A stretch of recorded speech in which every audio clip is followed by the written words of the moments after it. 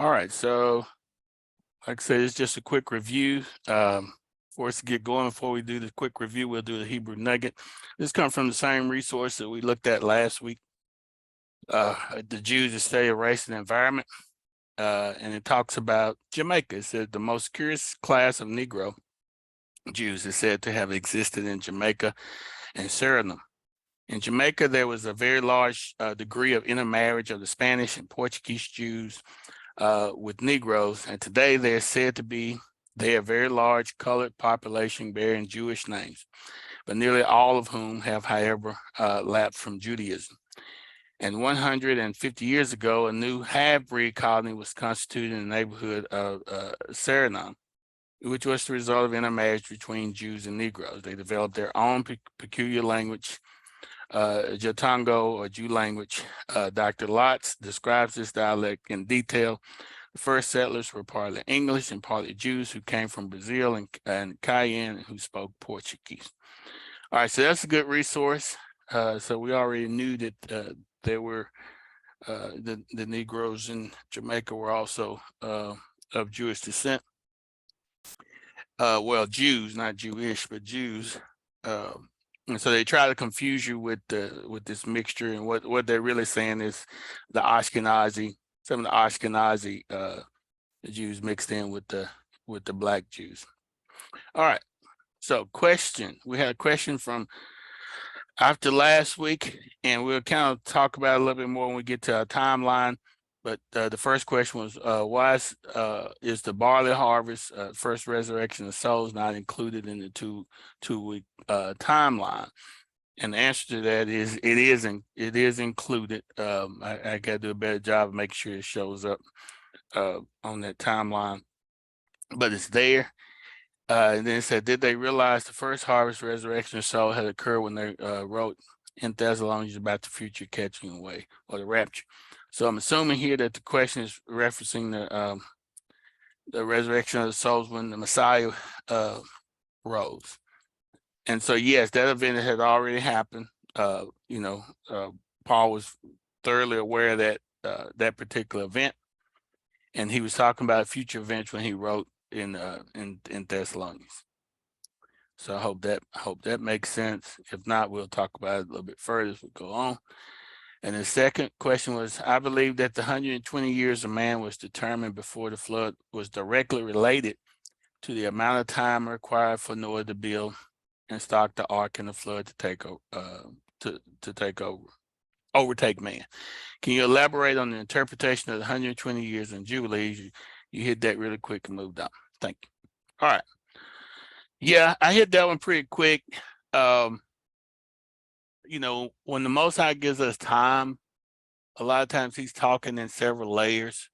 So when he talks about the 120 years, he's talking about an actual 120 years where man would get to the point where he wouldn't live past 120 years, and really you don't see many people living that long. Then he's also prophetically, he's talking on several different layers at the same time. That's the thing about the Most High. He's just awesome like that. So he'll be talking about present day, and he'll also be talking about something that's going to happen in the future. And so we talked about the different weeks, right? So, and we talked about how the days are made up in those different weeks. So if you talk about a regular week, a 7-day week, you talk about 24 hours per day. You talk about another type of week where we talked about every day in that week is a year. So a day could be a year.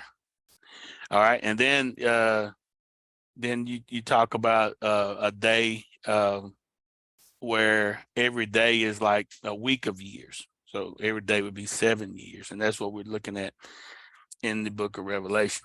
So the sages have all looked at this 120 years of man, and they also constituted that with a week, which would be a jubilee, and they multiplied that out and said, even though he's talking about individual men, he's also talking about men as a whole before the redemption. How long would it be before they are redeemed from this point? And they multiplied out 120 times the 50 jubilees, and they got 6,000 years. So they were looking at the regular layer. that the Messiah was talking on, or the Most High was talking on, and then they were also looking prophetically on the bigger picture, and that's where they got the 6,000 years from. All right, hope that makes sense. All right, so the resurrections, we talked about the different resurrections. We started off these lessons on the resurrection, looking at the different resurrections in Scripture, so we can get an understanding of what was allowable and what was not allowable in our thinking processes. Okay, so it's quite a few of them. Then we looked at in the next lesson, we looked at the summary of Revelation 12.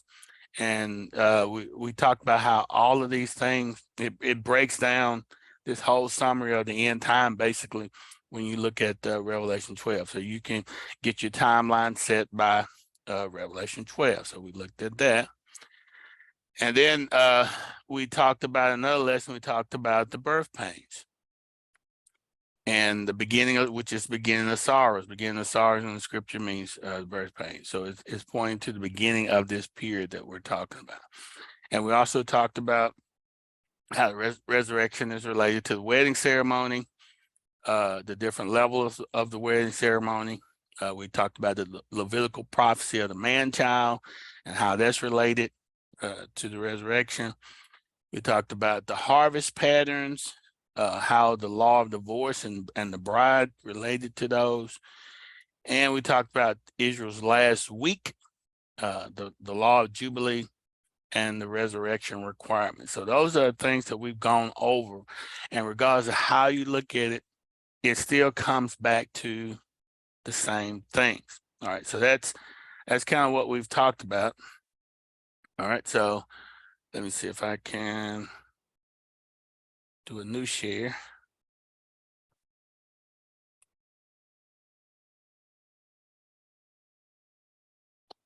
All right, so this is the spreadsheet that I've created so far. I'm gonna minimize it down, right? So we can see the whole spreadsheet. I'm not completely done with it, but I want you to see where I'm going with it as far as the thought process.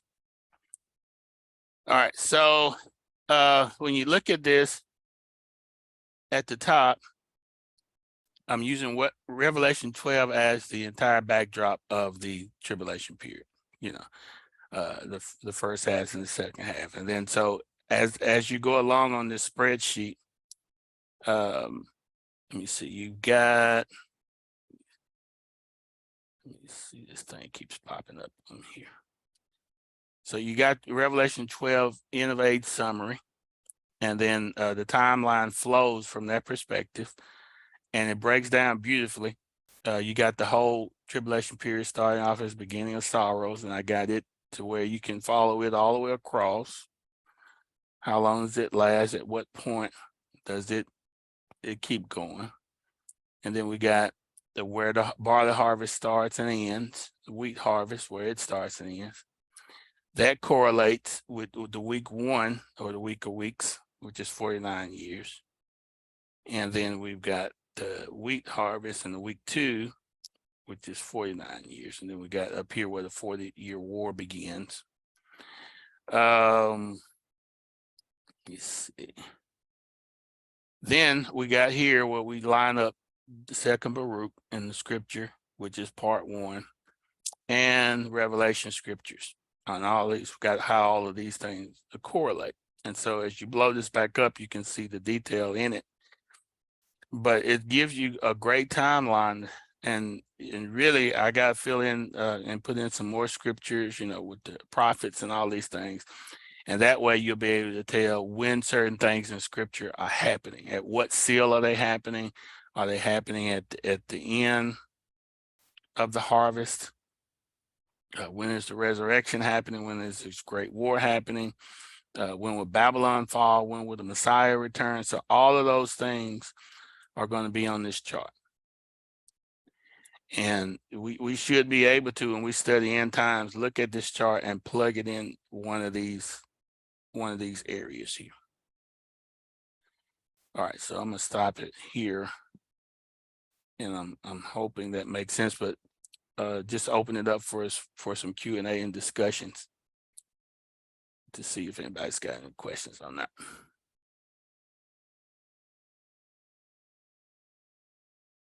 All right. So is the chart making sense, or is it just convoluted? No, it looks great. Okay. Yeah. So yeah. So I'm gonna make this available in part to everybody. It's not done yet, but just to get you started, so we can get the discussions going.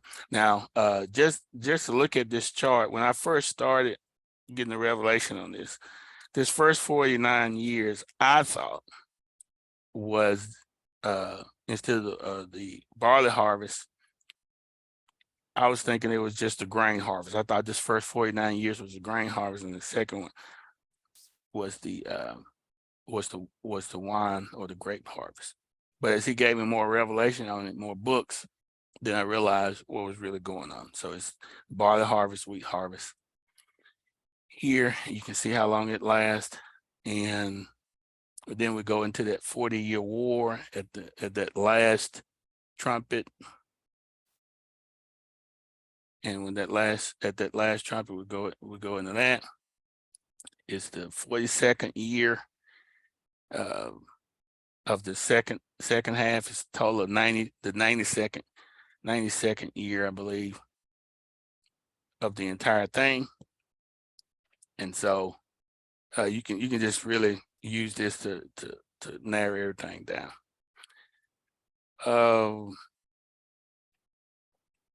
Then you can go and figure out.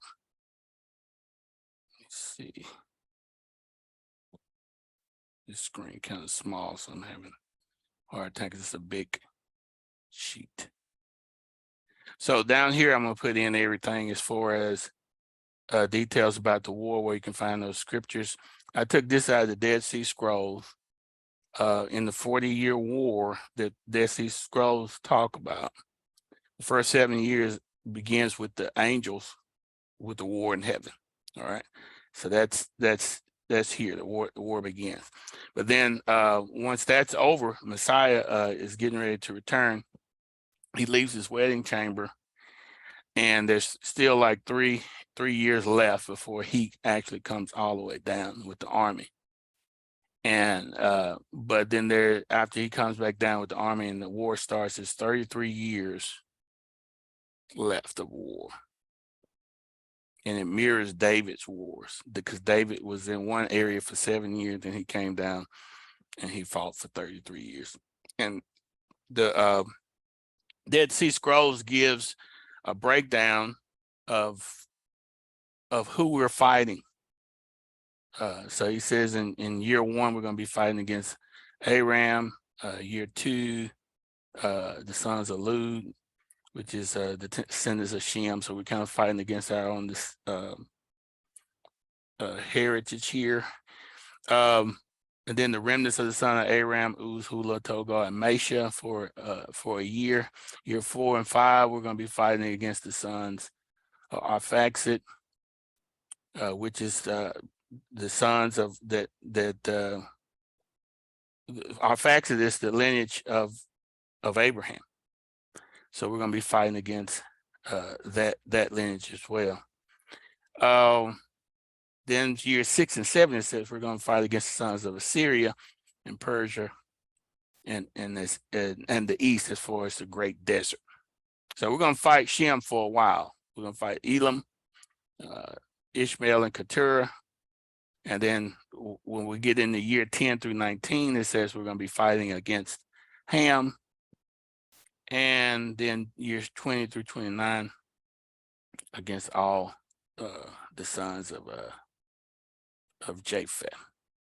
So I've got to polish that up a little bit, make sure that everything adds up there. Then I'll include that in the chart. But that's what I got so far in the wars.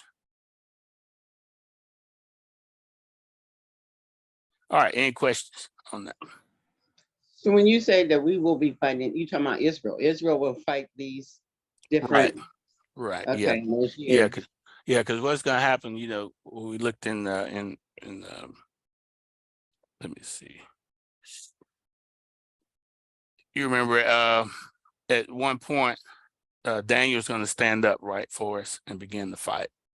And it said that when the angels realize that they've got a short time, there's going to be a great war in heaven.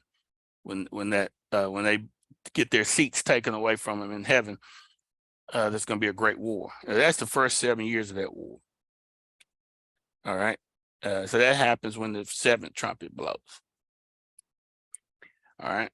So when that seventh trumpet blows, we know that war begins. And so that lasts for that war with the angels lasts for around 3.5 years before they get kicked completely out of heaven. They come down to the earth for 3.5 more years. And then at some point after that, the Messiah returns, and then he begins to fight with us. But he defeats the enemies, he said, by our hands. So he's going to use our hands just like he did the first time when we were entering into the promised land. We had to kick everybody off the land, and Joshua was leading us. He used our hands but his power. That makes sense.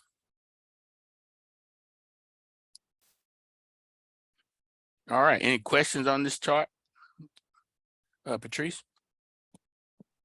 So we're going to be fighting against each other. You said that like Lud and yeah, the sons of descendants of Shem, not Israel, but descendants of Shem, looks like they're going to be the first ones that we fight. Okay. Well, the first kingdom let me back up. The first kingdom that falls, of course, is Babylon, which is Esau's kingdom. So that one's going to fall first because the power transitions from him to us immediately. And then after him, then we go into these fighting against these other nations.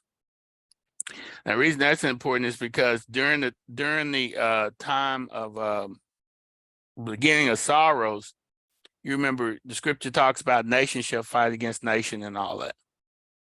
All right, but then there's a moment here. Let me see. When the seventh trumpet blows, that all the nations stop fighting with each other, and they start coming out to us and the Messiah. So they unite. So if you can see that in scripture, where at first they're fighting against each other, and then all of a sudden when the Messiah comes back and they say, "Oh, we messed up. We need to fight against these people and their Messiah." And so they unite and come against us. So that starts around the seventh trumpet. All right. I'm gonna stop the share, but I'll bring it back up in case anybody want to look at it. All right. So, all right. Who's got somebody else had their hand up? So that was it. Anything else on that, Patrice? no, I guess I was just confused thinking that all of those who came from the line of Shem were Israelites. No, But not they're everybody from Shem. Yeah, because and yeah, we can pull that scripture up. He had several. I think you said last week about it's who he calls Israelites, or who he calls Israel. They're Shemitic, or if you want to say, we say Semitic nowadays. They're Shemitic. Is the difference between being Shemitic and being Israel. Israel is Shemitic. But just because you're Shemitic doesn't mean that you're Israel. Just like Ishmael is Shemitic. That's right. Okay. Yeah, even Esau is Shemitic. That's right. Okay. Thank you. Comment real quick. Yes, ma'am. So I did my DNA, and I come from like 4 tribes, and I know for sure 2 of them are probably Shemitic, but not Jacob, probably not Hebrew. Yeah. And so you'll see that a lot, Yeah. because that's how we married among, mostly among our own. And, we were married within that line, that Shemitic line most of the time. And there were times we married into the Hamitic line. You see that a lot. But yeah. So Shemitic is coming from Shem. Arphaxad is where Abraham came out of that line, but he had several brothers. Asher was one of the brothers. That's where the Assyrians come from. Elam was one of the sons of Shem. That's where the Elamites come from. And I think part of them was Persia, you know, the Elamites. So a lot of the Shemitic nations out there, we fought against them, you know, even in the past, but they were not Israel. All right, Chanel. Hey, Corey has a question in the Oh, chat Corey. that his mic is messed up. Oh, okay. Let me look at the chat then.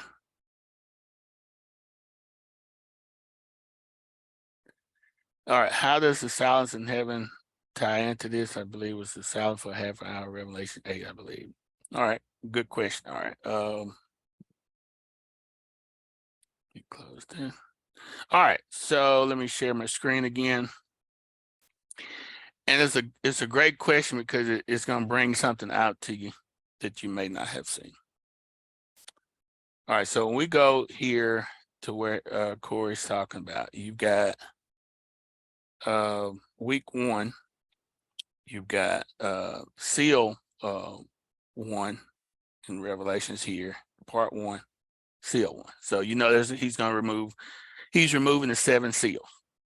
All right, so when you get all the way to go through this harvest and you get to that 6th seal, you know, the harvest, he's completing this barley harvest here.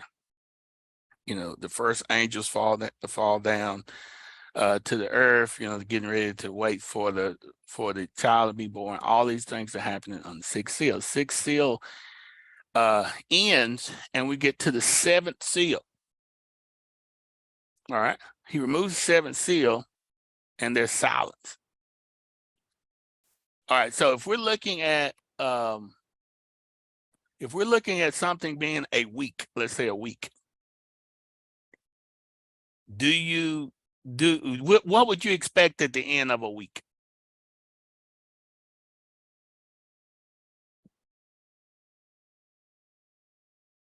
Would it be rest?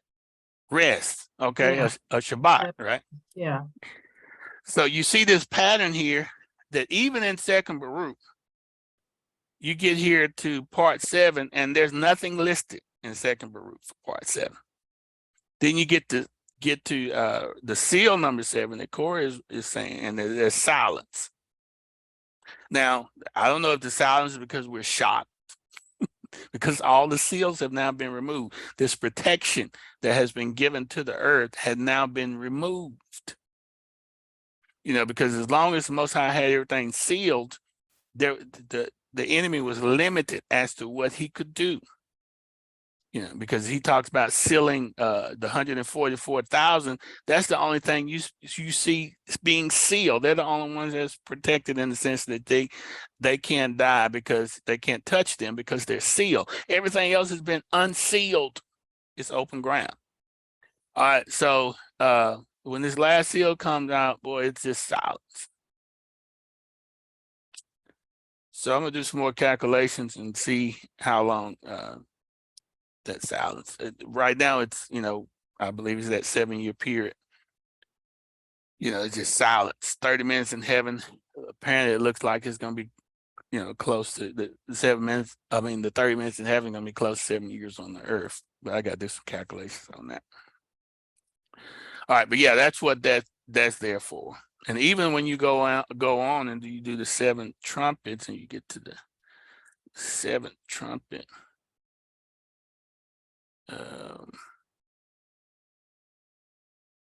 The ark in heaven opens up and everything, and there's a woe, and they're saying, you know, woe to the kingdoms and all these things out, and there's a war in heaven. But where is the Messiah? So that's the question we ask right here in the 7th trumpet. Where is the Messiah? He's resting with his bride for that 7 years in heaven. So there's still a rest with the Messiah. And there's a whole lot of stuff going on the earth now because there's war breaks out with the archangels and all this stuff in the heavens.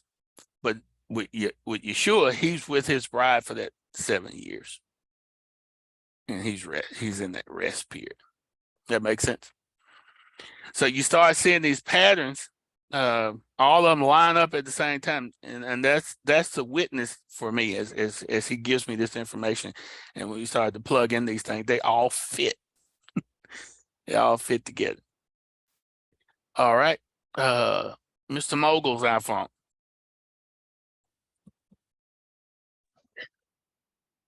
Oh, Elder Shoulder. Okay. Shalom, Elder. Shalom. Sorry. Shalom. Quick question, Elder. You may have went over it, but I wanted to see if you could touch on, give me a correlation between Revelations 18. I think it was, I believe it was Revelations 18:21, and how it correlates with Jeremiah about the angel speaking with John. And then he said, after you finish writing all that I told you, seal the book and cast it away. And in Jeremiah, the same thing happened. Well, angel Yah told Jeremiah the same thing about throwing the book away. Are you aware of those two scriptures, Elder? Maybe I'm not saying it properly. I'm looking for it. Yeah, Revelation 18:21 and Jeremiah 51:63-64. Okay. Yeah, I had to look at that again to give you a better complete answer. I was mostly concentrating on questions on the resurrections and surrounding the chart that we're looking at. But we'll look at that. Okay. Okay. Copy that. I'll try to send you an email too, Elder. Thank you. Okay, that'll work. All right, Camille. Shalom. Shalom. Where on the chart is the bowl judgments happening? Is that after the seventh trumpet? Yeah, that's after the seventh trumpet, and I was going to fill that in a little later. Okay, I couldn't really see. Yeah, I hadn't added that in. Okay. Yeah, it's going to be there, but I'm trying to get confirmation on how long the bowls are going to last. I don't think it's going to be another 49 years, because he says once the day of the Lord starts, the days are going to be shortened. So I'm trying to determine how is he going to shorten those days before I make the declaration. Do you think they all happen in one day? I don't think they happen in one day, but I just think that I think that let's say, for instance, I'm not sure, but let's say if a day is a third of what it is, because he talks about the sun shining like a third of the day, and everything's happening quicker. How would that then affect the bowl adjustment? Would they come quicker in quicker succession? Like we've been looking at the trumpets and the seal, we know each one of them lasts approximately 7 years. So the question is, do all the bowls last 7 years each? I don't think so, but I want to get confirmation on that before I just stick it on the chart and assume it's 49. But they definitely happen after the Messiah comes. Yeah, they definitely happen. Well, let me double check, but it seems like they start happening before he returns. That's what it seems like. Okay. But let me double check that and put it, get it in proper perspective. That's a good question. Thank you.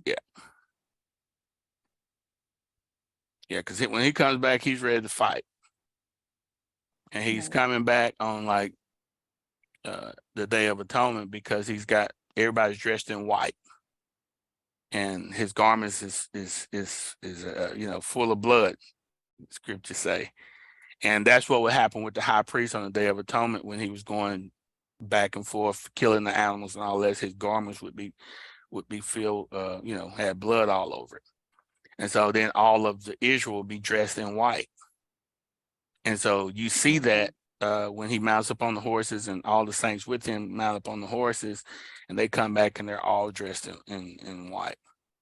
So I believe that all the bowl judgments have happened at that point. but I believe they're happening quicker. Right. I Because just I want, always thought that they happen like right before he comes, like you said, very quickly right before he comes. mhm.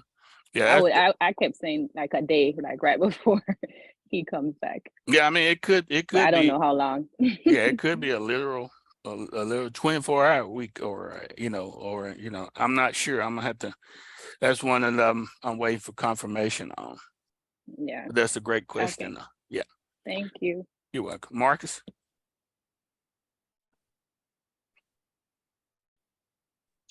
Okay, so my question is, I probably got it mixed up somewhere on the timeline. When we're with him for those 7 years, is that permanent? After that, is he going to be making a new heaven and new earth, or does that make any sense? What you mean when he? Because you said we'll be with him during those 7 years. After that, is he going to be making the new heaven and the new earth, or is he going to be coming back to fight that Yeah, last fight? when he comes back to fight, then he's gonna come back to fight with us, just like in the book of Joshua. All right, so we're gonna have to take everything back, just like we did before, by faith. In power of his power, we go in by faith to fight, drive the enemy off our lands, subdue all our enemies surrounding us by his hand. Total submission looks like it's going to take about 40 years. We're going to be fighting different facets of this war. And after that, then, his kingdom is established on earth for 1,000 years. And then he lets the enemy back out again?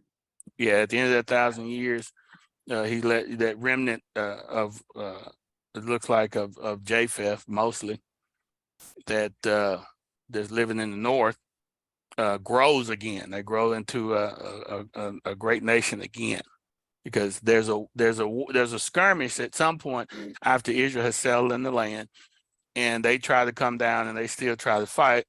And I think he said 5 parts of them, I think is what the scripture said, they end up dying on the mountains, and he allows 1/6 of them to live. So over a 1,000 year period, that 1/6 grows again into a great people. Mm-hmm. So when he allows the enemy to come back out again, he releases the dragon from the prison after 1,000 years. The dragon has influence over them again. They come against him at that point again. So yeah, but we'll get into all of that as we go. But yeah, he's going to establish his kingdom on earth for 1,000 years. Okay, yeah, because I remember you saying, I think in a few lessons that it's gonna be like one last final test just of those to see who are really for him. Am I correct about that? Right. Yeah. Right. Before the dissolution of heaven and earth, at that final stage, yeah, he's gonna lose one more season, and then there's gonna be a Thank new you. heaven and a new earth. Yeah. All right, Al. Good evening, Elder Shoulders. How's it going? I'm making it, man. I'm making it. I got you going. All right. You hear me okay? Yeah, I got you. All right. So, all right, I had a couple questions, but trying to keep it chart specific right now. Okay. You know how when you walk into a museum or a mall or something, it has like this little dot on their map and it'll be like, you are here. Is that possible for you to do on that timeline? Yeah, well, I don't think we're on that timeline yet. Okay. Okay. So, okay, that's helpful. And hopefully you'll be able to go into that a little bit more. So prior to this timeline, there exists the timeline on which like the wilderness and 400 years and all that stuff would be on hypothetically. No, the wilderness that the scriptures talk about, and that's why I thought it was important. Another reason, because our community is talking about the wilderness, but we're not the wilderness that the scripture is talking about as a nation doesn't happen until at the end of the chart that I got on there, after the 7th trumpet blows. So we're talking about, you know, if they started to if the Most High started to remove the seals today, we still got 90 some years before the whole nation of Israel ends up in the wilderness. Now we may have a point where, you know, the United States, you know, there's something happens to the United States and a lot of us had to move back to Africa, or we go back in stages like that. I'm not saying those things are not going to happen, but when we talk about the wilderness period that the scripture is referring to, that doesn't happen until the you know, the seventh trumpet, the first time we go back into the wilderness, to the seventh trumpet. And we're going to talk about that more if we go along in the book of Revelation, because the evidence is just too strong for it to be anything else. Okay. I look forward to that. And I guess one more quick question. This is kind of going all the way back to the first Revelation series for clarity. I mean, for to the first one, the number one study that we did. Is the day of the and the millennium reign the same thing? Yes, but the day of the Lord starts off with vengeance. It's his day, but it starts off with vengeance. Okay. So it's still all considered the same day, though? Yes. Okay, beautiful. Thank you. Mm-hmm. Yeah, and that's how you can you'll know a new day has started, because you can look at the jubilees and all of these type things, right? So after that seventh trumpet, then after seventh trumpet, that next year after that is a jubilee, right? So that would be the advent then of the day of the Lord.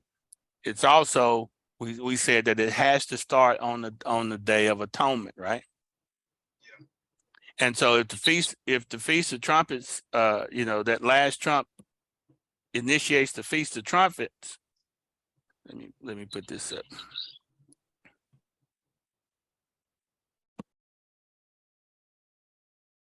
All right, so we're on this last trumpet here. You know, the 40-year war has begun. So we're in year 42 through 49. Feast of trumpets start. He jerks up. You know, this is the great catching away. He you know, the man child has been. Let me go up to the top here. The man child is being taken out. The birth of the man child. All right. So all those things are happening simultaneous with this thing. All right. So if the man child has been taken out at the beginning of the Feast of Trumpets, how many years are there from that point to the Day of Atonement?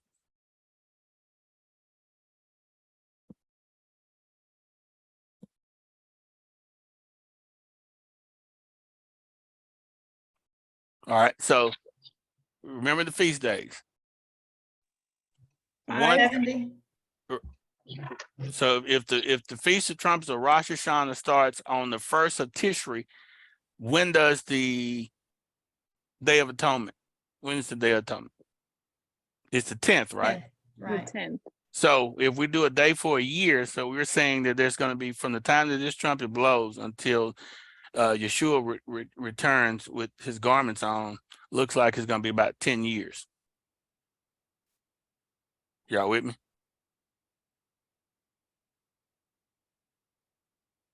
So that's going to move us into the Jubilee year, because it has to be a Jubilee in order to be Day of Atonement.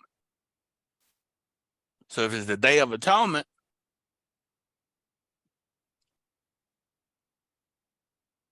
then that's when, you know, that's when he declares the Jubilee, and that's when Israel, he puts all his focus back on Israel again. And now we go and defeat all of the nations and all those things. But this is where the wilderness period starts here.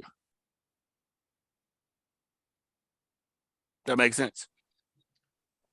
Elder Shoulders, I'm gonna have to study this for a minute. I'm not gonna lie to you.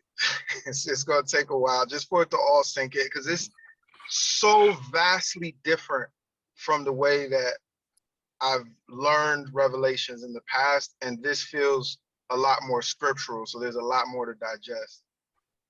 Okay.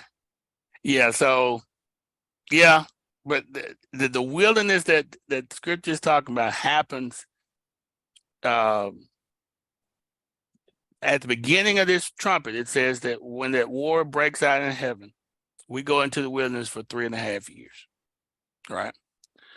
Okay. So there's a war in heaven, looks like about 3.5 years, and then the angels and stuff get cast down to the earth. And then power is then given again to the Antichrist for 3.5 more years. At this point, he persecutes Judah really bad. And that's when the mark of the beast is implemented. And that's when the angels come down and say, don't take the mark, don't take the mark, don't take the mark. All that begins to happen at trumpet 7. Yeah. So we get to this Jubilee here. The 144,000 are taken out. And then the souls of those who have been killed are taken out. And you have the remnant of Israel who now believes are now going into the wilderness, but they missed the gate. They missed the opening of the gate. So they're left on earth where everybody else has gone into the heavens. But from that point on, the scriptures say that the Most High is going to protect Israel. Nobody else is going to be able to take over Israel at this point. So we will be endued with power from the Most High at that point. And nobody's going to be able to touch us. Even though we got to fight all these wars, and even though the dragons are going to come against us and all these things, since the Most High is fighting for us at that point, we're going to defeat everything that come up against us on this earth. But we're going to do it in the wilderness. I'm going to show you some the books and stuff that tell you that we're going to be in the wilderness. We'll go from, one book says, I think the Ascension of Isaiah says we go from wilderness to wilderness during that time. And that's when the Ezekiel 37 resurrection happens. And then another book says, and it might be the Dead Sea Scrolls, it actually defines what wilderness we're in. Like we're kind of in the wilderness of I hate to say Egypt, because I can't remember what the term was. But then he said, then we go from that wilderness into the wilderness of Jerusalem. So I got to figure out what the wilderness of Jerusalem is. So apparently there's a wilderness outside of that he's calling the wilderness. So we're going to be moving from one wilderness to the next wilderness until we run everybody off the land. And that's when you know about the Valley of Megiddo and the blood's going to be to the bridle of a horse and all these type things. So it's these great battles that's going on at that point. And we're not going to lose at that point. All right, Elder Shoulders, I gotta tell you, man, I was driving. I thought I was just gonna be able to drive and casually. I had to pull over. I had to pull over and think about what was being said to me. So I'm just gonna follow along from it or just keep us quiet, you know? Okay. It's okay to ask, man, the questions and we'll try to hash this thing out, because I really don't know what you were thinking before. And I guess that's, and sometimes it helps to know what you're thinking for. And maybe we could, dispel some of those myths, then we could help out with, redirecting it. So Yeah, I know I'm not the only one, because I feel like so many people right now are being primed, and I have this thought process of, the mark of the beast, all the system is being put in place, and it just feels like all this stuff is going to happen right away. But then understanding how much has to happen and how much time is just, it's a paradigm shift for me. yeah, it's mind blowing, because that's not what we were taught initially. And so, and that's why, I try to warn people about, oh, this is a sign of the mark, and this event over here. Well, it's all the beast system. It's headed that way, but that doesn't mean anything. So when I say it doesn't mean anything, it doesn't mean that we're about to get it. Because even Yeshua, you got to think about what Yeshua said. He said, the beginning of sorrows begins, right? And he says you're gonna have nation rise up against nation. You're gonna have earthquakes in diverse places. You're gonna have famine. You're gonna have disease rise up. You're gonna have all these things. All these things are the things that happen as he removes the seal. And he makes this statement and he says, but the end is not yet. Y'all remember, just keep that. He said all this crazy stuff gonna be happening, but the end is not yet. And then he talks about many false Christ shall rise up. Well, what's that? That's those angels, fallen stars coming back down to heaven, rising up like messiahs to the people, heading up different nations, fighting against each other, trying to establish dominance. All of those things has got to happen. The days of Noah has got to happen. And then one other clue that might help you out, I can't remember which trumpet it is. It might be the 5th trumpet, it might be the 6th trumpet. But when the bottomless pit is opened up, there's going to be an army that comes out, and it's going to be given to this army over a year to go out and kill like a third of man. That's within one trumpet. So if within that trumpet there's a year, how long is the actual trumpet itself? So you got to think about it like that. In one trumpet, there's over a year's period of time where this army is going to be able to kill a third of men. So it's got to be more than a year. I mean, if you just want to just use that one segment there. So there's a lot more here than, you really have to just, these people really had to ignore a lot of scripture to come up with their theory. It's just ignoring everything. All right. Let me see who is next. Novell.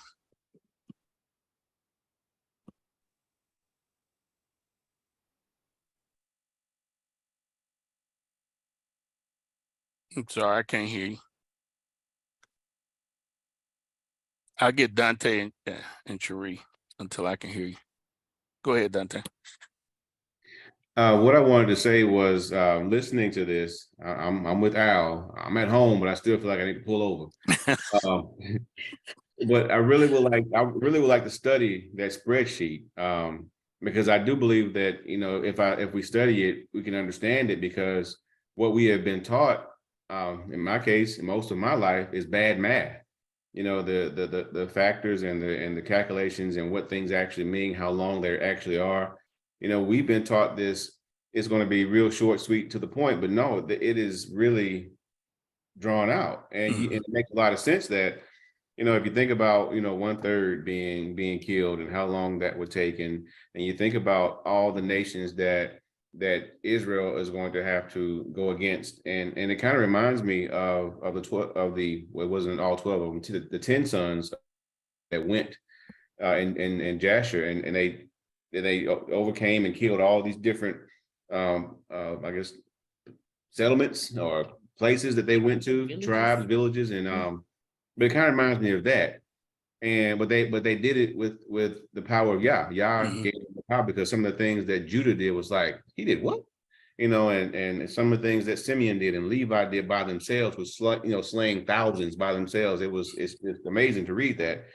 But my point is that I would like to learn the proper factors and numbers and math and conversions. I just don't want to think it's a standard 3.5 years and then another 3.5 years. I don't want to no longer be in that trap of the 7 bowls and the 7 trumpets and just thinking that all that's going to happen like today and then tomorrow and the next day and then by Sunday everything is done. I really would like to learn this. And so if you wouldn't mind, may I ask if you would share that spreadsheet with us?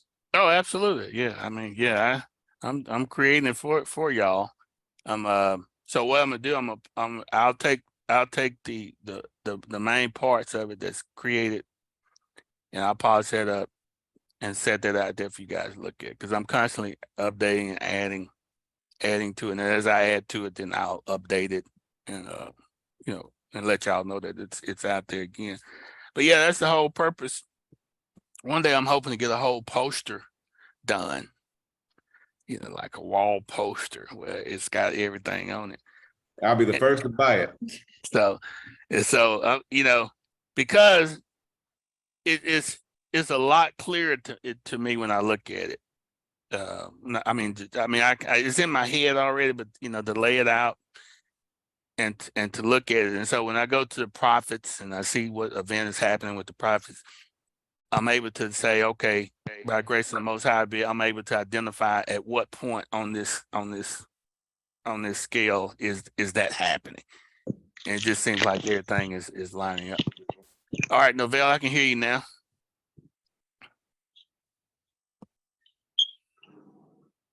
Novell? Yes, can you hear me now? Yeah, I can hear you now. Okay, the Feast of Trumpets has always been a puzzlement to me. Mhm. I understand trumpets, but I don't understand the feast part of it. Why would it be called a Feast of Trumpets? Is this, just like the Feast of Lights, the Feast of Dedication or whatever, Feast of the First Fruits? I can understand those, but Mhm. why the Feast of Trumpets? Well, Number one. when he talks about a feast, what is he really saying? He's talking about a meeting or a convocation or an assembly of his people. Oh, Yeah, okay. so he's talking about a time when his people are coming together. And so the English word that we're using is feast. But when you look it up, so let me look it up real quick and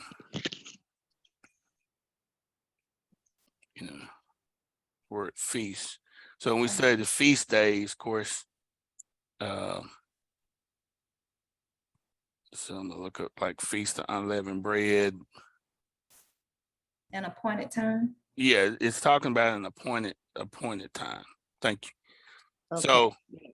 So just think about the meaning in the Hebrew. Okay. When we look at it, yeah. And the second part is that I like the way you do your timeline, even though I don't understand it fully. I get the basics of it, the basic logistics of it. But my thing is that do these timelines start before, during, or after Christ?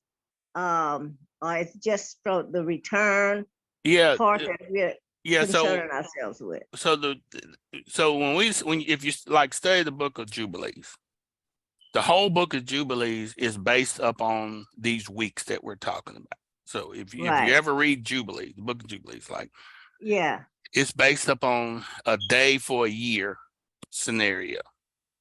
So the weeks are set up like that every 49 years and then 50-year Jubilee. It's amazing. Right. I had done a calculation one time where I could figure out all the ages, and I had it in a spreadsheet, and I had it down, then I lost my spreadsheet. Now I gotta go back and do it again. All right, so Okay. that's how the timeline is set up. Okay, so then when we study the feast days, there's a similar timeline like that, like with Jubilees.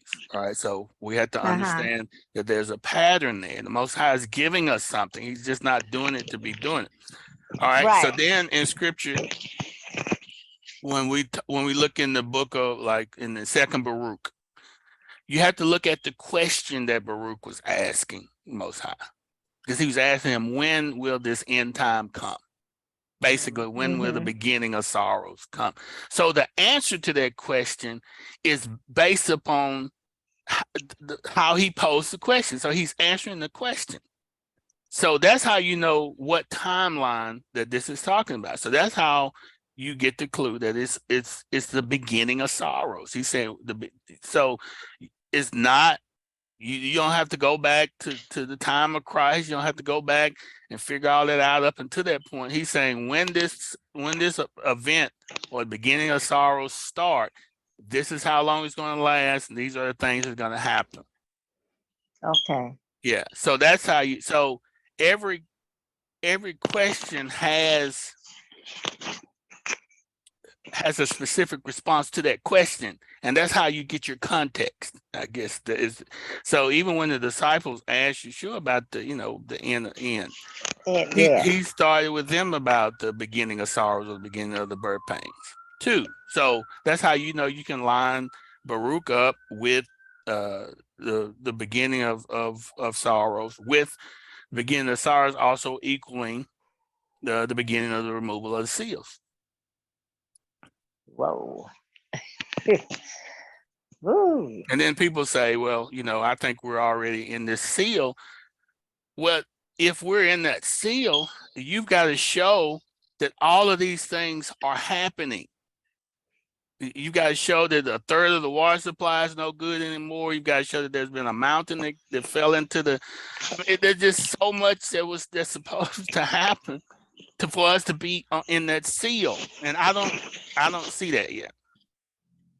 Okay. Yeah, it just hadn't happened yet. So that's why I say, that's why I wanted to do this, so that we could be clear, you know, that the main thing that we've got to focus on is our relationship with the Messiah, you know, or the Father through the Messiah, so that we can be led to the right place and keep ourselves clean and be ready when all of these things do, you know, take off.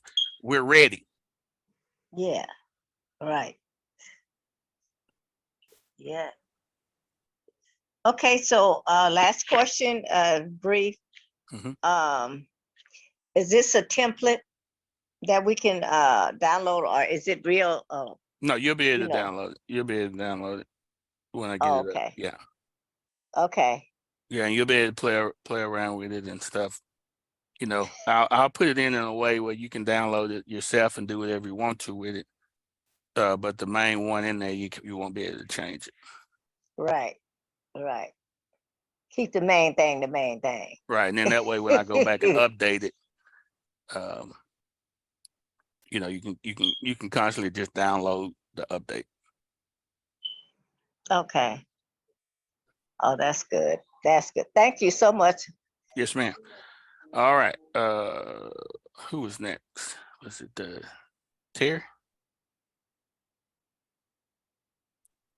Shalom, everyone. Shalom, Elder Shoulders. This is very overwhelming.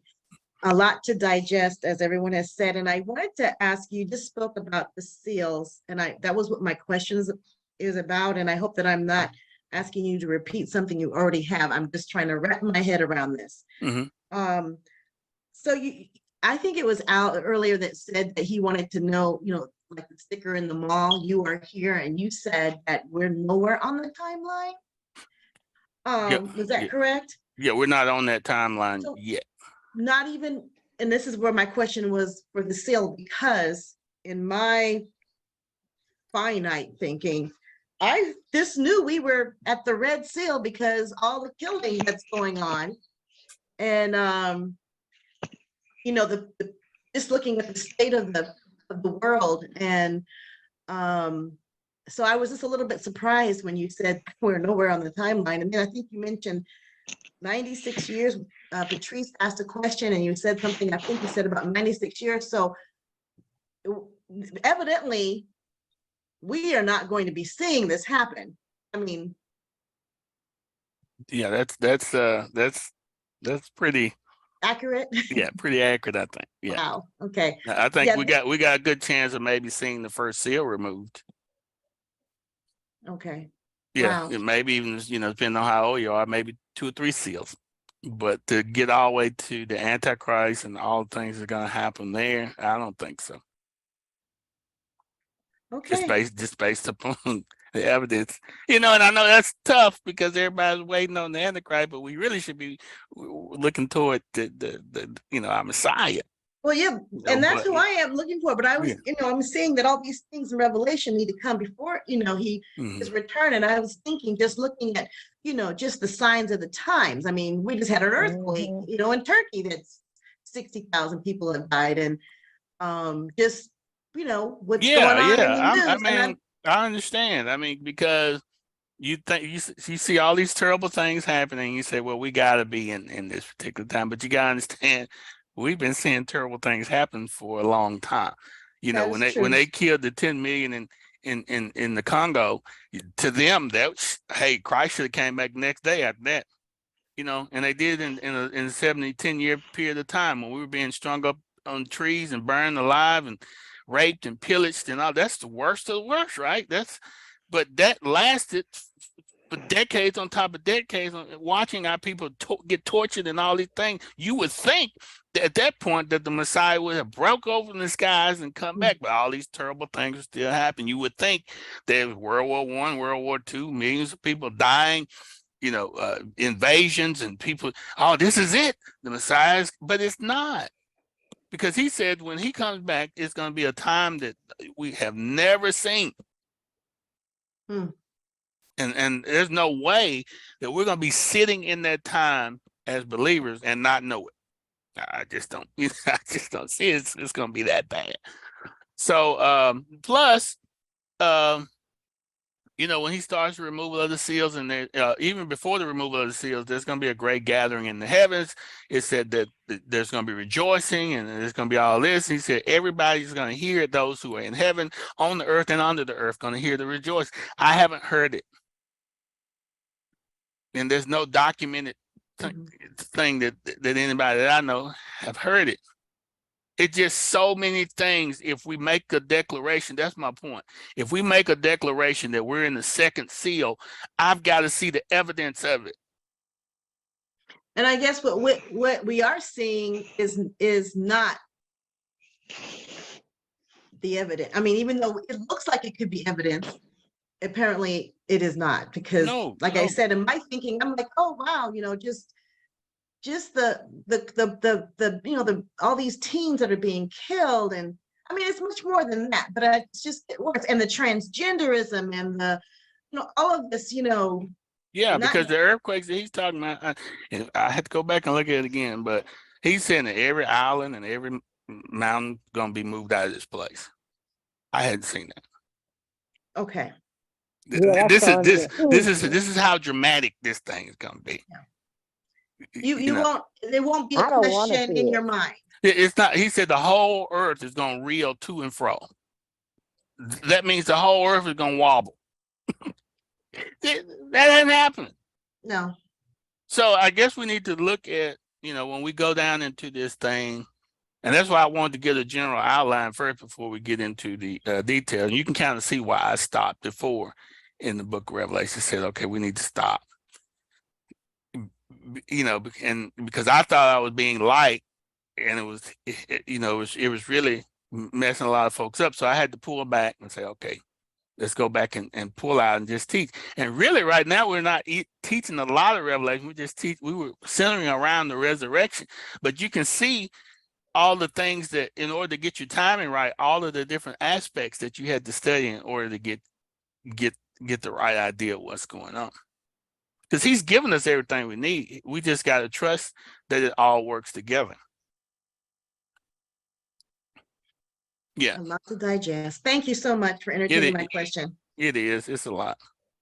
And, you know, it's, you know, a lot of people try to study Revelation with just the end of the book without going back and studying the beginning. It's like, you know, going into a mystery novel and looking at the last chapter and how they caught the crook and all this type of stuff without reading all of the whole other part of the book. And he really challenges, the Most High challenges us to have done that in a way, to have studied other items before we get to the book of Revelation, because the book of Revelation is a culmination of all those things together. And so in order to see the pictures and the shadows and type in the book of Revelation, you have to have studied, you know, and then you got some more the simpler aspects of it where, you know, when you look at the seven trumpets, you're talking about the seven trumpets, but the picture of the seven trumpets was, you know, when we were about to enter into the promised land and we were walking around the walls of Jericho 7 times for 7 days. That's what the imagery that he was trying to give us. He was foreshadowing that Jericho was the main city. It was nobody could penetrate this city. The walls were too high. This enemy couldn't be defeated. And all we did was walk around, you know, 7 times, 7 days, and on the 7th day we blew the trumpets and the walls fell. Well, he's saying the same thing about Babylon. Mystery Babylon, this great kingdom that has ruled the earth for, thousands of years. And seemingly Babylon can't fall. But then all of a sudden you see these 7 trumpets going out. Right? And then on the 7th trumpet, Most High makes a proclamation. Well, the wall's coming down. Basically what he's saying, the kingdom of this world have become now the kingdom of the Most High. So the walls have come down. Y'all see the imagery there? So we have to trust the imagery that he gives us. Not only did it happen for real, but he's also given us a prophecy all at the same time. So it's important for us to go back and look. And I ain't gonna get into that. All right, Hank. Hey, and shalom, everyone. And so when we started this series, this resurrection series, a few weeks back, it really inspired and challenged me to see where I am in my understanding of these things. And I had a really simplistic perspective on all of this because my mindset was, when all this stuff kicks off, I don't want to be here. And as a result, I ain't gonna study. And that was kind of my mindset. And so this studying that we've done is really helped me to realize that I do need to pay attention to this. And plus, I was getting some questions from other people in my network in sphere. And so I started studying, and I look at this chart out here, and I equate this to being out in the deep water. I mean, that's ocean water deep. But me, my friend, I'm at the hotel pool in the kiddie pool with floaties on.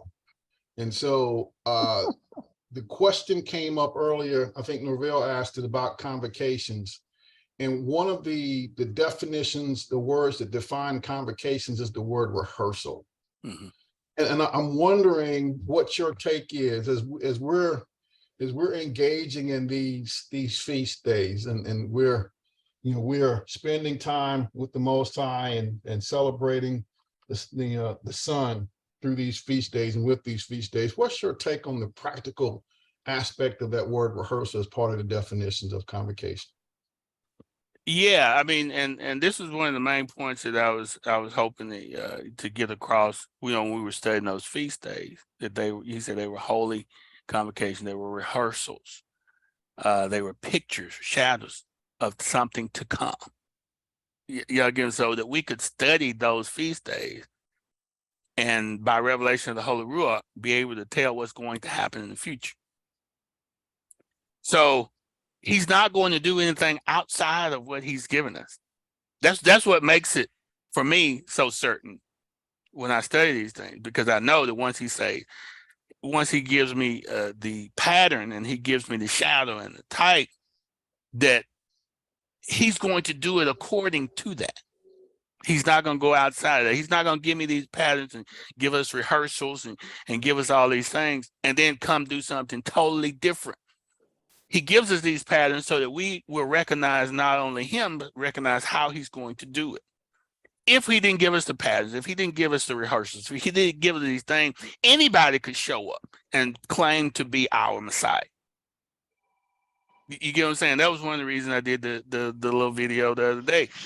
He has to do what he said he's going to do. He's got to. That's his own rule, right? So when we look at the pattern of the feast days, and we look, let's say, and we did Passover, and you look at everything that Lamb went through on Passover, he went through the exact same things because it was a rehearsal. When they was killing the lamb, and you look at every detail of what that lamb went through, you see him go through that himself as the lamb. We talk about the bread. We talk about the bread being bruised, and the bread being pierced, and the bread being unleavened without sin, and the bread being striped.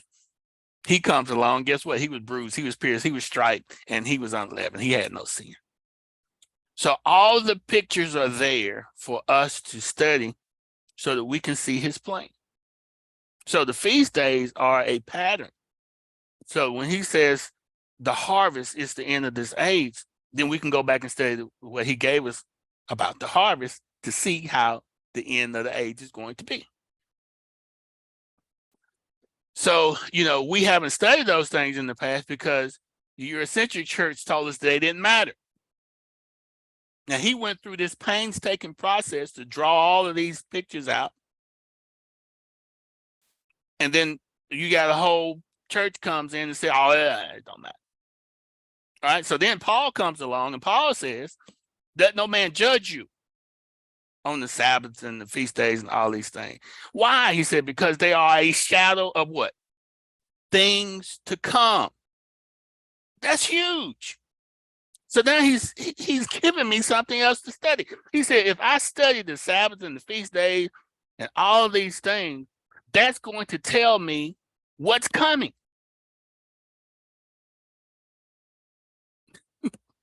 Now that makes sense. But this is what he gave us, that the world has tried to take away from us so we couldn't figure it out. This is what he gave us. And so we got to study these things by faith and say, okay, what are you telling me here? You know, what pattern can we see here? You know, so, and I'll say this and we're going to study a little bit more, but even our escape, the pattern is already set. Going into the wilderness again is the pattern is already set. You know, it's gonna be the next time we go back out, it's gonna be on Passover when the Antichrist had us on the run. Why? Because it was Passover when Pharaoh had us on the run. All right. It was gonna be the second Passover or the second month. Later on, when you study the second Passover, is in this, you know, the Passover is in the first month, but there was a time when we were allowed to celebrate it in the second month because we weren't ready and we missed it. And the Most High gave us the second month, and on the 14th day of the second month, he said, you can do it then. Well, guess when the manna began to rain down? In the second month, 14th day of the month, on the second Passover. So we go back out into the wilderness again. Guess what? It's going to be the second Passover when the bread started coming back down out of heaven again. Same pattern. Then guess what? When is Yeshua going to meet us? On the mountain. He did it at Pentecost, right? He did it at the mountain. He's going to do that again on Pentecost. So I'm just saying these patterns are there for us to figure out when these things are going to happen. We're going to study a lot. There's a lot more that we can get into, but I want us to be able to see these patterns on this level first before we start getting into the more of the weeds. And you know, and you guys are studied pretty well. I mean, you know, when you look at 90% of the population, you guys are in top, I believe, 10%. And for you guys to be overwhelmed says a lot.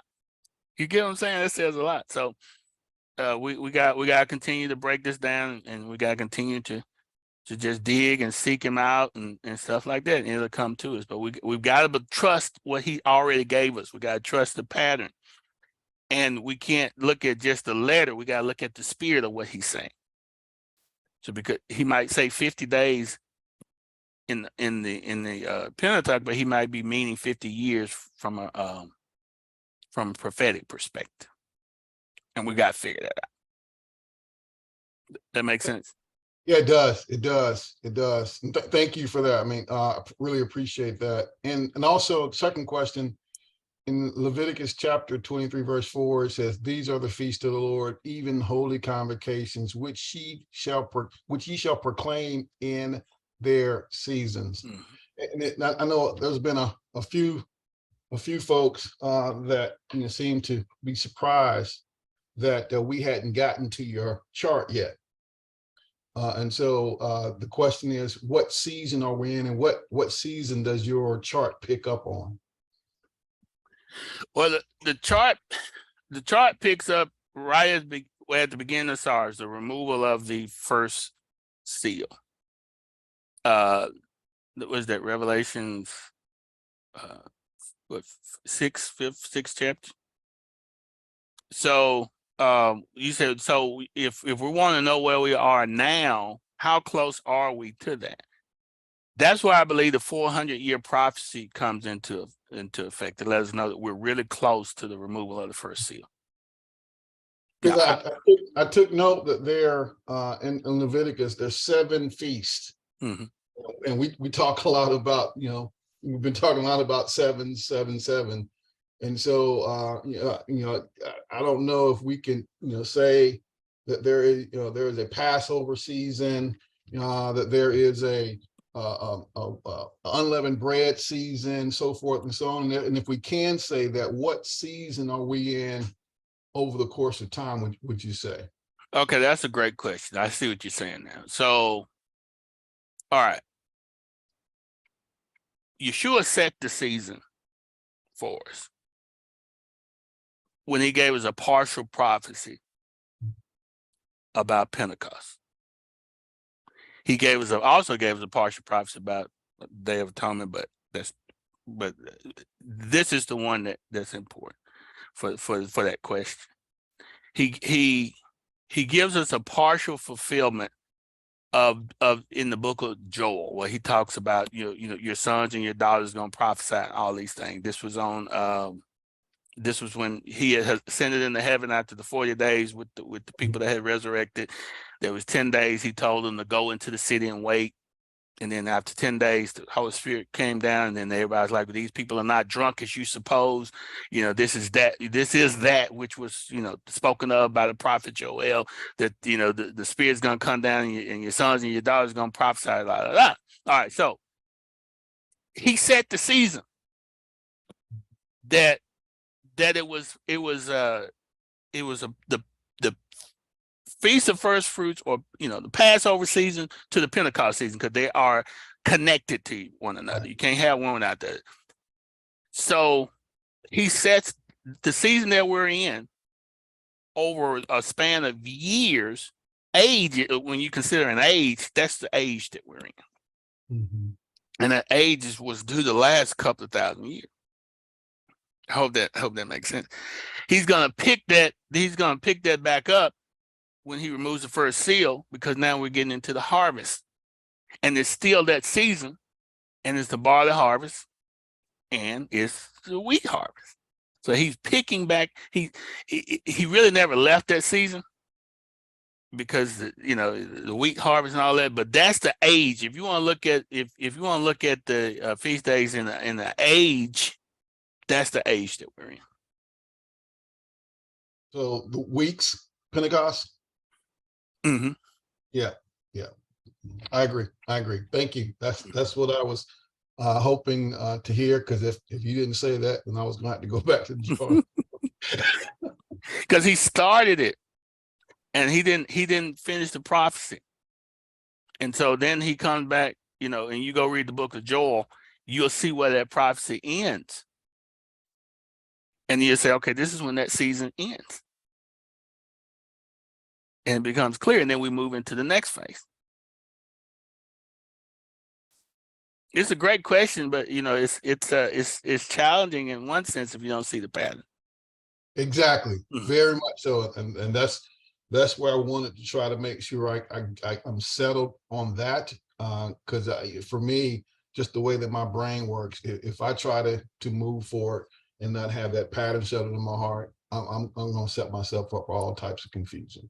Yeah, because the Most High is so accurate, man. I don't even know how to say it, but he's so accurate that he can take an age of let's say Pentecost, and years of Pentecost, and 24-hour days of a Pentecost, and have them all meet at the same point.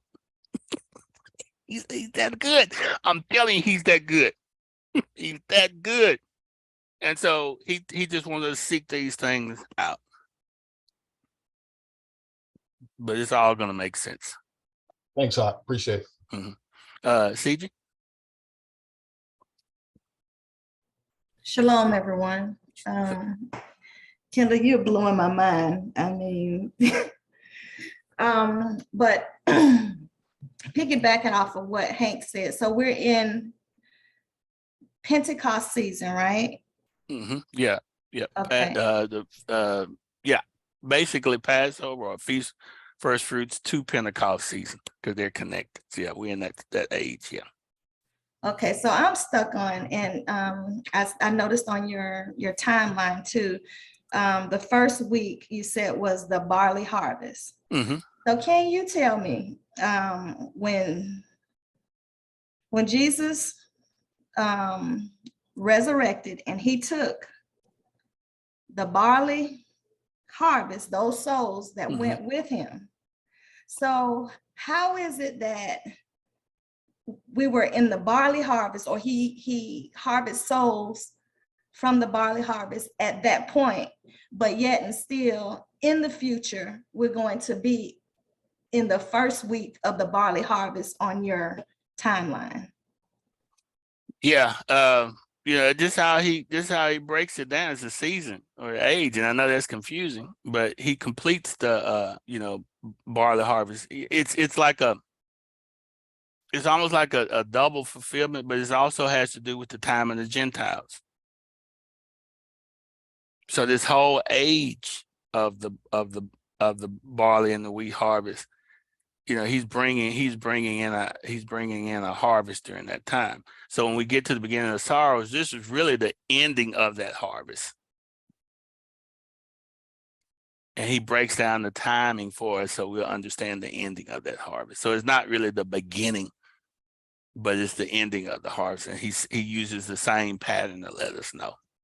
But I know it's confusing, but we're in the age of Pentecost.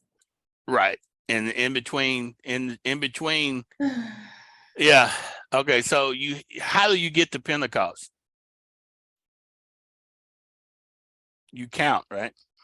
Yes. There's a count.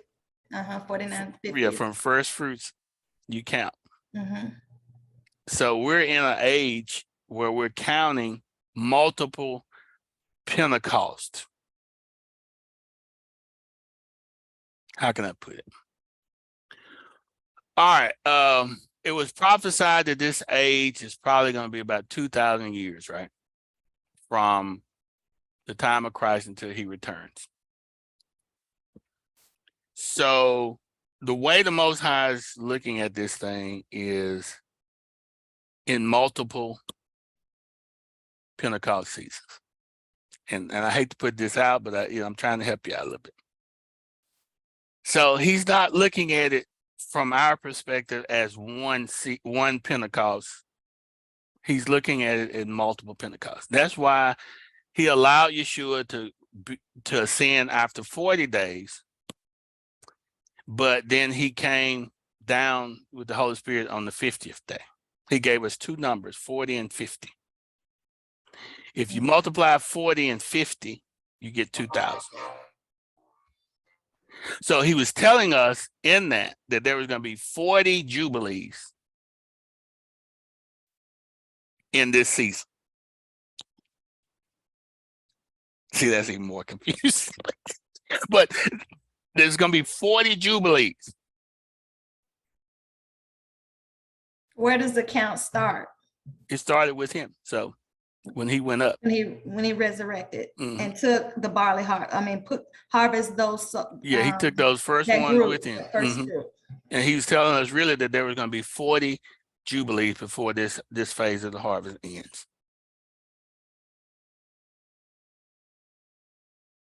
Hey, CG, I feel you. Kendall, I feel like, and the one thing that I had to get settled in on was that there is nothing new under the sun. Well, let me ask y'all a question.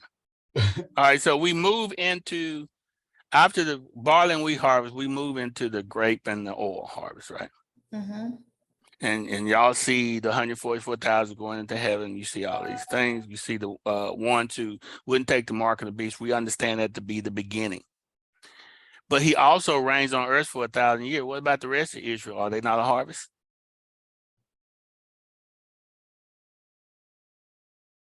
What about all the children born during that 1,000 years? Are they not part of the harvest? So then the whole 1,000 year reign is a harvest season.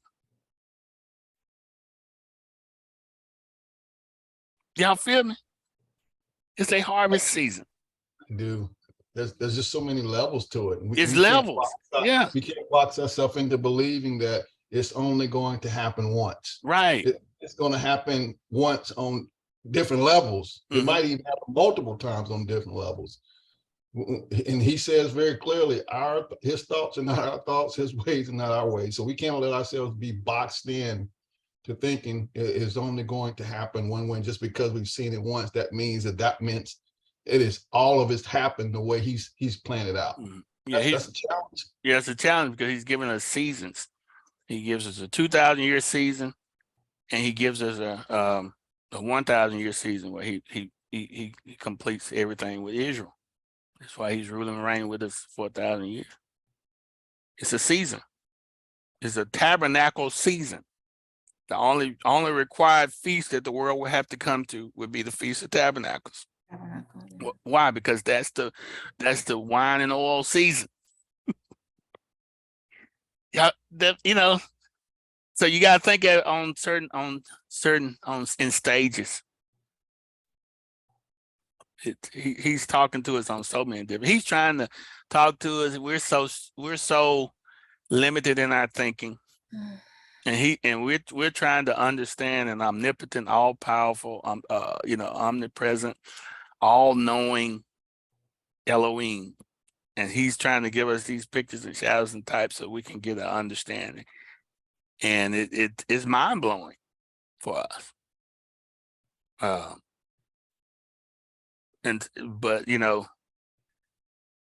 just understand that everything lines up. It all lines up. Let me ask you one other question. You mentioned on the timeline that you initially thought that the first week was the grain harvest or the wheat harvest, and the second week was going to be, or was the wine harvest. Mhm. What made you, what changed for you?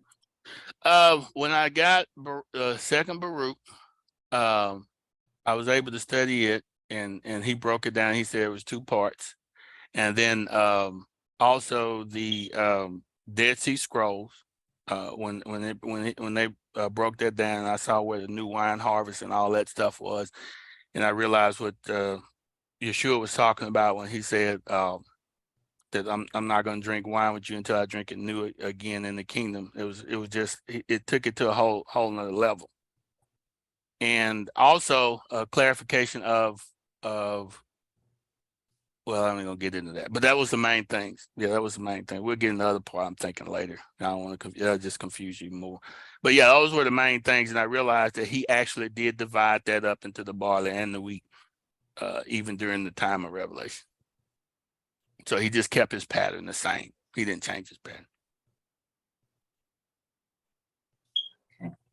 I am the Lord, I change not. Yeah. That make I ain't gonna ask you if it makes sense, but that's that's what happened. All right. But he says he doesn't change, but he will bring in, he said there will be new things that will spring up, where he said, but he will let his prophets know. Mhm. So you said the second book of Baruch. I can find some of this. Well, it's second Baruch. In Jubilee. It's second Baruch. It's in the old books folder. Second Baruch. Yeah, second Baruch. Yeah. Okay.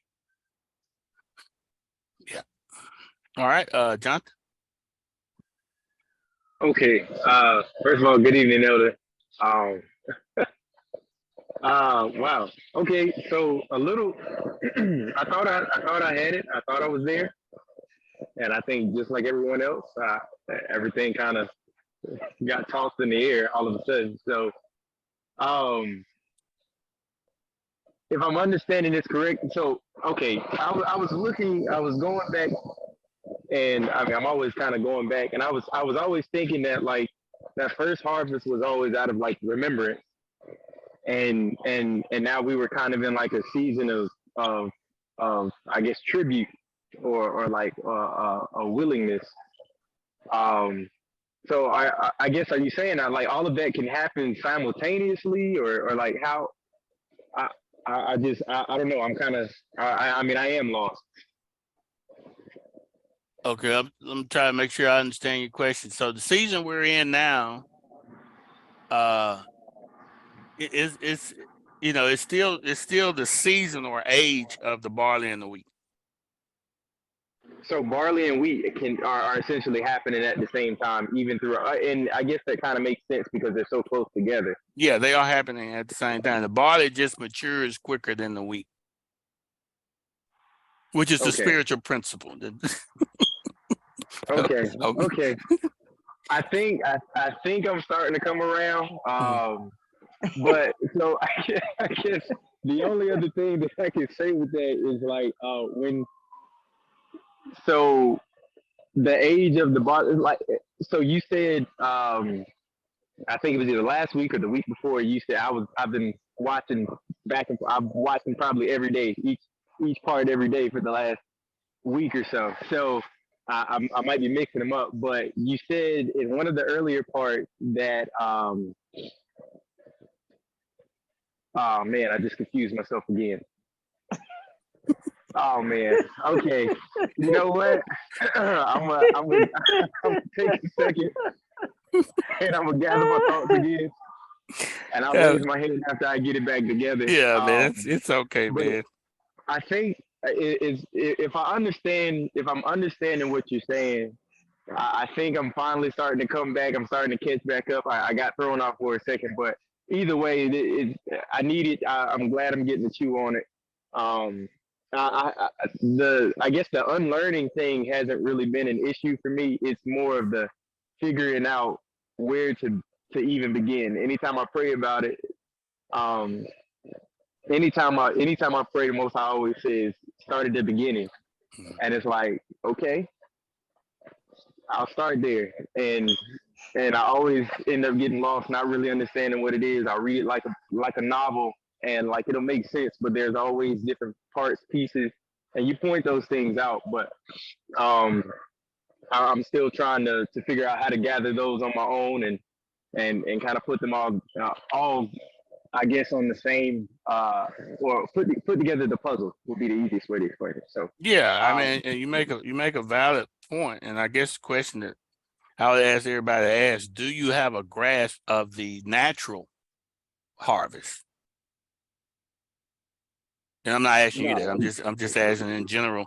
Do we have a grasp of the natural thing first, so that we can transition Are that you talking naturally? about a literal harvest, like farming and stuff? Or are you Right, talking about the spiritual? right. The natural. That's the natural. Okay, Yeah, the actual. yeah. You know, do we know Israel's harvest patterns?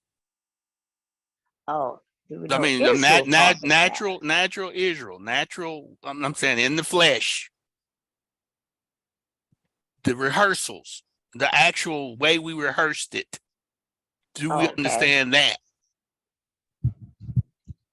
and Yes, 'cause no, that's how. the answer for me is no. Okay, I so definitely and so have. that's the problem right there, is that we don't understand the natural aspect of what he gave us in the Old Testament, and we're trying to understand the spiritual perspective, and we don't understand the natural thing first. And that was one of the things that Yeshua always talked about, was that how can you understand spiritual things when you don't understand the natural thing?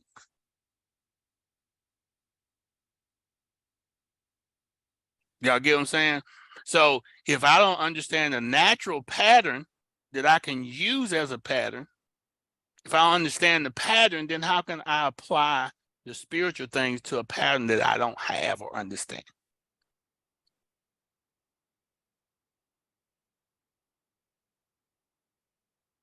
Is that, am I Am I making sense on that?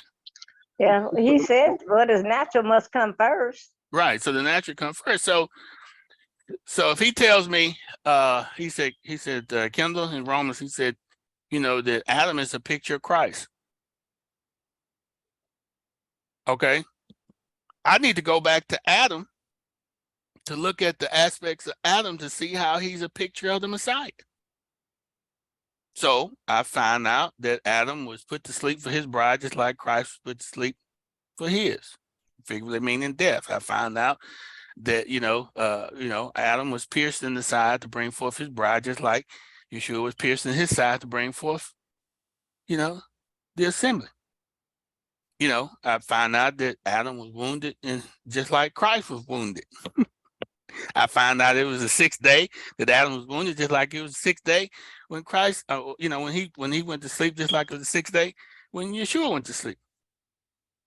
Right. I found out all of these patterns by looking at natural Adam, so that I can realize that he was prophesying of the Messiah at the beginning.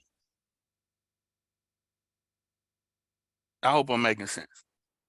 So you got to look at the pattern that he gave, understand it, then you can apply, okay, how's he applying this, as it relates to the end time harvest and all these type of things. So we've got to understand the natural principle first of the harvest. So that would be my challenge to everybody, is to understand that. There's a book in the old books folder called The Festivals of the Messiah, a great book. I talked to the author before, Edward Chumney, done a great job on this book.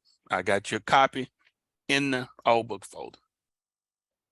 Amen. Okay, and that was it. That's what I needed right there. I think a couple of weeks ago, I actually asked about the different harvests, and I think that's what it is right there. Kind of understanding, like, not only the harvest, but the I guess the festivals that went on and the customs that went along with each harvest, and that'll kind of help to paint the picture and to explain things a bit more as far as like reading and understanding the spiritual things. Like, once I actually have an actual painting and can understand the puzzle of what's actually happening, what they were doing, and things like that, because that's where I was always lost. I didn't understand what Israel was doing. But now with that book, I think that'll help a lot. I really appreciate it. I'm telling you, that is a marvelous book. It really is. What's the name of it again? I bought that book back. It seemed like in the early 2000s. I went, when I was just studying the Hebraic perspective of things, and he really did a great job in that book. Of course, there's always going to be some things you don't agree with, but I'm just saying, to get from a learning perspective, to get an overall understanding of the feast days and all that, man, he put together a great book. He really did.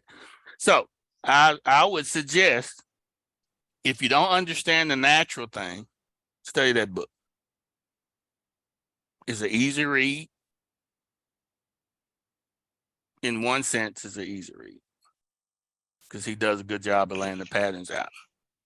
So it's called The Festivals of the Messiah, I believe. The 7 Festivals of the Yes, Messiah. the 7 Festivals of the Messiah. So download that book out of your old books folder. It's a plethora of resources in that folder, I'm telling you. So download that book, study that book. It's almost you're learning the ways of a farmer, how a farmer plants, he sows, how he has to do get the yard, the land ready for him to sow his seeds. Then after that, you have to, they must be cultivated in, and all these different things that has to happen. And then you turn around, and then after that season, you have to harvest the wheat and the barley, and then it goes where it needs to go, and you do what you have to do with that. And it's similar to that. But you did a teaching on the Feast of Christ. Yeah, yeah, and that was a great resource for me, and then with Most High also just revealed, and it's just a lot there. So, yeah, it's a lot there. You could get into spiritual principles like the barley harvest. It doesn't really take much to get the barley to in a usable fashion. Takes a little bit more with the wheat. You have to use something that's called a tribulum board. Ain't that something? Y'all get what I'm saying? Tribulum board. Y'all get see that what I'm saying is understand so when you go in the book of Revelation and you see that he increased the things that are happening on earth to get the attention of the wheat, you understand that the barley didn't take as much to get its attention, but the wheat, it takes a little bit more to get its attention to make it usable. The barley harvest. I'm telling y'all, it's all there. The barley comes in when they see the seals being removed. The wheat doesn't come into all the seals have been removed and the angels coming down to the earth and all this crazy stuff going on. He said, okay, now it's time for me to repent. He got rid of the tear. Right. And that's another aspect that we got to look at, he separates, there's a section in there where he separates the wheat and the tare in the book of Revelations. And it's clear once you understand the wheat and the tare. So, man, we got a lot to study. We're not going to run out of things to study, but I want you to see the pictures. So that's going to be our challenge for this year, to read that book. And I think once you read that book, it's going to open up some things for you from a Hebraic perspective as far as the harvest goes. And then this is going to start making more and more sense. All right. Y'all up for the challenge? Yes. Yep. All right. Fun. All right. And I'll review it. I'll go back and review it again too. But download that book, old book folder. Check it out. There's a great guy, Edward Chambers. When I wrote my book, I wanted to use something inside his book, and I contacted him, man. He was just really, really nice guy. So he told me just use whatever I wanted to use. All right, Dante. Shalom, Elder. I was just, Dante raised my hand for me. I just wanted to know, so are we the barley? Well, it depends, because you got to look at it too from a perspective of if this is the barley and wheat harvest season, how we live our lives will determine what part of the harvest that we belong to. I would like to be barley. So when we go through the judgment, or am I going to be a part of that barley group, or am I going to be a part of the wheat group? You know what I'm saying?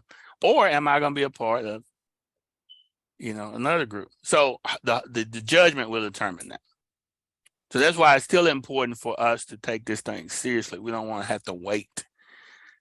Right now is our harvest. How are we going to, Yeah. And that's why I say it's the age of the harvest, because everybody's not going to be alive at the seventh seal, but we're still going to be all judged the same way. Right. That makes sense? So this is my period right here that we're in. I'm going to be judged on how I live my period. Right. Yeah. And all these souls that you have on this station and other places too. He said, because you're a teacher and you're teaching us, and the thing is that you're teaching us truth, and God likes his people to teach his people the truth, and you're doing a very good job of it, even though sometimes you just got to sleep on a lot of things, but the overall picture is that you're teaching us the in-depth studying of God's word and what he actually means, and the signs and symbols that we need to understand in order for us to get our positions right with him. Mm-hmm. and get our lives together so that we can be able to face him no matter what state we're in. We should be able to be content in that state. Well, as much as possible.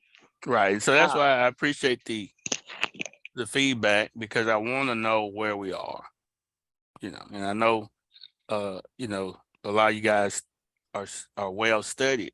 And so if it's confusing you, that's tells me, okay, well, we need to slow down a little bit, pull it back, and it helps me to gauge, where we need to focus on, all that good stuff. So don't feel bad if you're confused or anything like that. Eat what you can eat, chew off what you can chew, and he'll reveal things as we go along, because he's gonna reward you as you seek him. Right. Yes, he does. So, all right, Shannon. Hey, Elder, how you doing today? Better than I deserve. I've been sitting back and just listening to every lesson lately and haven't been commenting, but the one comment I want to say is that what's so exciting about this is that we are the last day saints. That's what's exciting. God entrusted us to be here at this time to go through what we're going through right now. And it's like he has faith in us to go through this and do a good job. That's the way I look at it. Yeah, and that's powerful, that he's entrusting us with this information like he is. And, I don't take it lightly, because I don't know, when I teach, who is it for? It might be somebody 10 years from now or 20 years from now. You get what I'm saying? So I've got to get it in the atmosphere, and so, he may use this information to prepare that next group that's got to go through the actual first parts of the seals or whatever. And then while they're going through it, they can pull up some information and say, oh, okay, this is what's happening. And it might give them more faith to be able to endure the things that they need to endure. I don't know. But I just feel an unction that this material has come out, and I'm with you, Shannon. I feel grateful that, he has allowed us to see this time.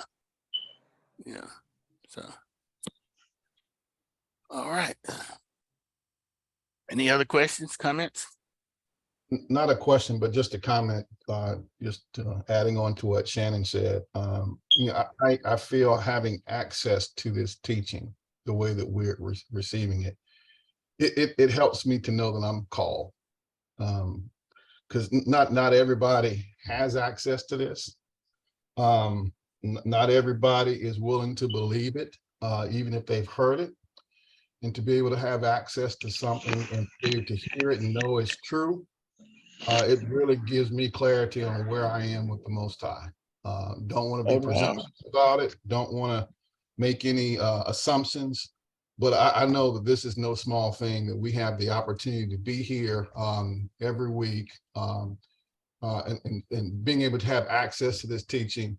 And I just want to appreciate you because this is not one of these types of teachings where everybody wants to hear it. Matter of fact, more people probably want to fight with you than they want to agree with you.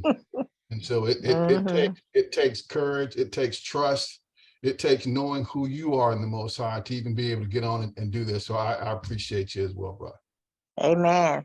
Yeah, I appreciate that, because I know I second that emotion. when I teach these type things, because they run against the grain, people hadn't heard it, it creates this conflict because people, haven't heard it or whatever. But it is what it is.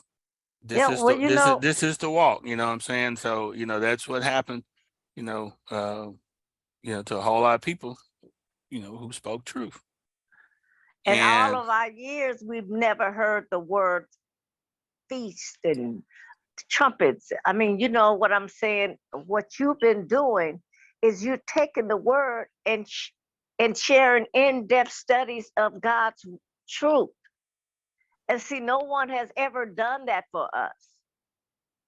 You do what you're doing is you taking us into the deep things of God.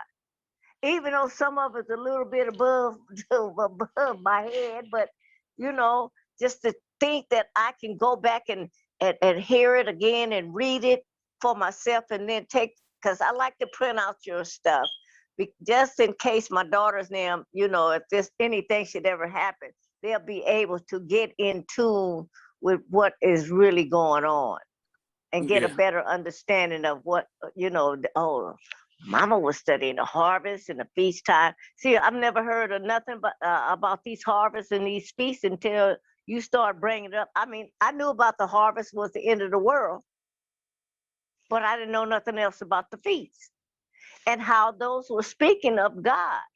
What, you know, his time for us to, you know, do what we're supposed to do and learn what we need to learn. This is too important. It should be too, and I appreciate that. But and it should be humbling. Yeah, it'll humble you. And it should show us how grand his plan is, how intricate his information is. Yes. It should make us put ourselves in the proper perspective. We should be smaller we should be smaller in our own eyes than we were yesterday. Come on now. Yeah, y'all get what I'm saying? That's what he told. That's what he told. I think it was Saul. He said, "When you were little in your own eyes." In your own eyes. He said, "I can work with you." Yeah. He said, "But boy, you got big in your own eyes, and I can't work with you." So I'm willing little. to, you know, the information that the Most High has given me, I'm confident in it. You know, and what comes along with that just comes along with that. It is what it is. You know, we leaving here no matter what. Amen. Whether I give it or I don't, we leave it. Yeah. And so I'm gonna give what he's given to me, whether it's rejected, received, whether I'm loved or hated. It is what it is. I just want to hear them words. Well done. Well done, my good and faithful servant. Well, you've been faithful at this, so I mean, I know he's smiling on you. The thing is, with me to hear these teachings, you know, it opens me up to want to research more and more and more. You know, now I'm going back and I thought I read Jubilees, but I'm gonna go back and look at it again in Baruch 1 and 2. I'm gonna go back and look those, read those, and you know, because God has given us someone who is really dedicated in teaching us the truth of God, you know, and the in-depth teachings of God and how he moves, and I'm loving it. You know, that's why I try not to never miss. But thank you for letting me share, and I'm glad God gave it to his manservant. Because a woman, I don't think I can deal with it. This is a lot of deep stuff. You know, dealing with numbers and days and times and see, oh Lord have mercy, Jesus. Yeah, it's a lot. Yeah, it's a lot. And sometimes I don't realize it because I've been in it for so long, you know. Yeah. I've been in the scuba gear for a while, so it doesn't bother me. Yeah. Well, I gotta learn how to scuba dive. Woo, my goodness, this is good, and it's just. Whew. Anyway, let me hush. So let's keep each other lifted up, you know, and keep me lifted up. Keep y'all lifted up, and we'll just continue to dig. Start off, like I said, go ahead and jump into that book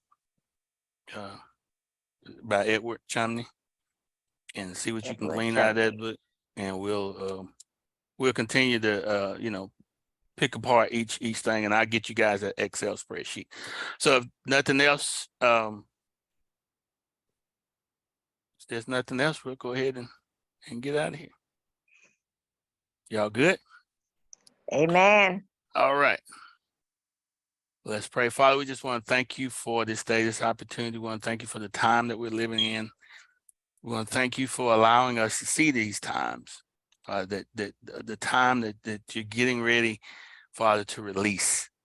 And Father, we know that, based upon the timelines you've given, that these things seem to be years away, but it's a vapor to you. And we want to thank you for opening up our eyes and opening up our hearts toward your things, toward how you're thinking and what you see and what your plan is versus what the world has taught us. And Father, you said in your word that the Gentiles are going to have to come to you and ask for forgiveness and say that our Father hath taught us lies. And Father, we need to come after you so we can distinguish between what the Gentile lies have been told to us and the truth that you're trying to reveal to us now. So we ask you to forgive us our men sin and cleanse us from all unrighteousness. Father, help us to seek the truth the way you want us to seek the truth, not in our own manner. And help us to receive it when you give it to us and not to reject it. We just want to thank you for this opportunity. We don't deserve it, hadn't earned it. We just want to thank you that we get to come, not that we got to come. In your son, Yeshua's name we pray. Amen. All right, everybody. Amen. Shalom. Shalom. Shalom. Shalom. Shalom.